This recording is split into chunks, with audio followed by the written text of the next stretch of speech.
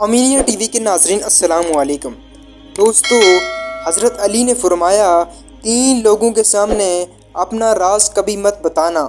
آپ نے فرمایا عقل مند اپنے آپ کو پست کر کے بلندی حاصل کرتا ہے اور ناداں اپنے آپ کو بڑھا کر ذلت اٹھاتا ہے۔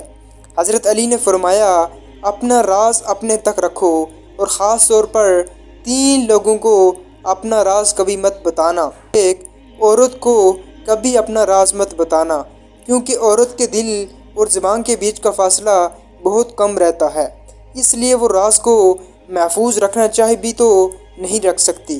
نمبر 2، بیوقوف دوست کو اپنا راز کبھی مت بتانا، کیونکہ وہ تمہارے راز کی حفاظت نہیں کر سکتا اور کہیں بھی بول دے گا۔ نمبر 3، کسی بھی جھوٹے انسان کو جو ہمیشہ جھوٹ کا سہارا لیتا ہو، ایسے شخص کو کبھی اپنا کوئی بھی راز نہ بتانا، کیونکہ وہ کہیں بھی بیٹھے گا تو دوسروں کے ساتھ تمہارے بھی غیبت کرے گا، جو تمہارے لیے رسوائی اور ذلت کا باعث بنے گی۔ حضرت علی نے فرمایا اپنے راز کو اپنے تک ہی رکھو، کیونکہ جب تک تمہارا راز تمہارے پاس ہے وہ تمہارا غلام ہے، اور جب تمہارا راز دوسروں تک پہنچتا ہے تو تم اپنے راز کے غلام بن جاتے ہو۔ نیت کتنی بھی اچھی ہو، دنیا تم کو تمہارے دکھاوے سے ہی جانتی ہے، اور دکھاوا کتنا بھی اچھا ہو، اللہ تعالیٰ تم کو تمہاری نیت سے جانتا ہے۔ جو تمہاری خاموشی سے تمہارے تکلیف کا اندازہ نہ کر سکے، اس کے سامنے زبان سے اظہار نہ کرنا، صرف لفظوں کا ضائع کرنا ہے۔